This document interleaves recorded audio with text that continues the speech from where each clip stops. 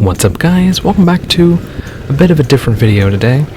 Today I thought I'd share what my days kind of look like now that we're all under the coronavirus lockdown. So starting off with a little backstory here, I was laid off from my job about a month ago now. But don't worry, my job is not in jeopardy and I'll be able to go back once this whole lockdown is over.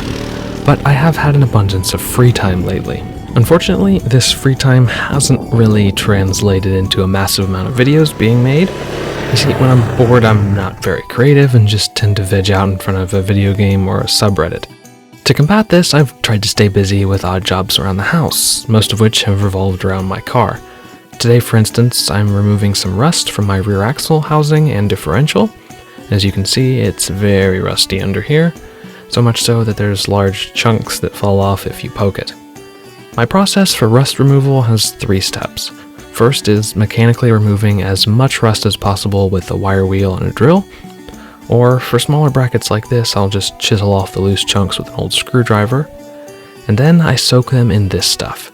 This is muriatic acid.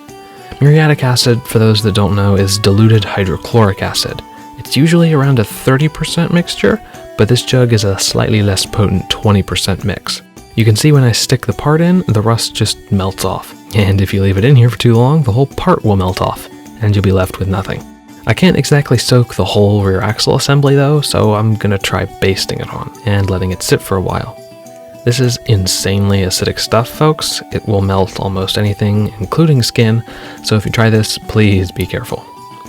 Once it had sat for a while, I hosed it down very thoroughly with a garden hose to balance out the pH, and then let it dry for a day, and came back and applied a coat of Rust-Oleum paint.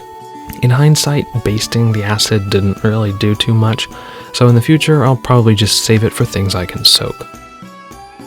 It turned out pretty nice though, and it should help keep more rust from developing.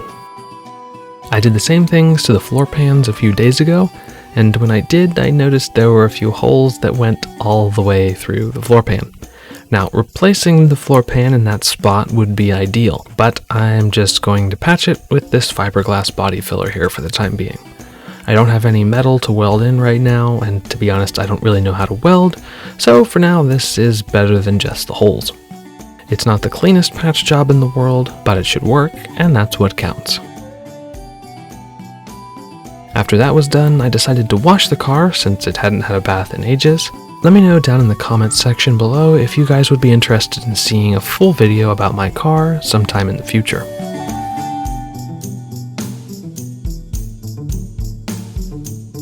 While I had the cleaning stuff out, I also gave the trike a wash to get the winter's worth of mud off.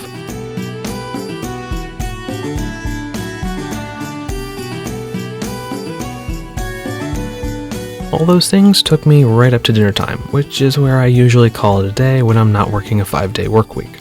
After dinner, I'll read, watch YouTube, make tea, or in tonight's case, play Breath of the Wild. I'm using my PlayStation Vita here as a controller, since I don't actually own a game controller that'll work with a PC. And that's about it for today, folks. I'm very fortunate to live on a large enough property where I can go outside whenever I want, and equally fortunate to have a job to go back to once this whole mess blows over. Wherever you are, I hope you're doing well during all this calamity, and thank you for watching. If you liked the video, hit like, share it with a friend, get subscribed, and ring the bell so you don't miss out on any of my future, I promise, more interesting videos, and I will see you guys in the next one.